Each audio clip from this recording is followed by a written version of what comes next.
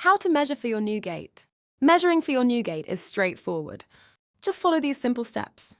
Measure the opening between your existing posts or pillars at 3 horizontal points. One across the top, then along the middle, and finally the bottom. Take a note of the smallest measurement. This helps check whether the pillars are perfectly upright or slightly out of alignment. Take the lowest measurement and reduce by 20 millimeters. This allows 10 millimeters of clearance for each side of the gate. If adding posts, remember to reduce the width of the post from the measurement. Next, let's talk about height. Take a measurement from ground level to the highest point you would like your gate to sit. Then reduce the measurement to allow for ground clearance. On a flat surface, we recommend 40 millimeters. The gate height is always taken from the bottom to the highest point of the gate and includes any gate horns. If the gate design includes horns, these are always 100 millimeters in height.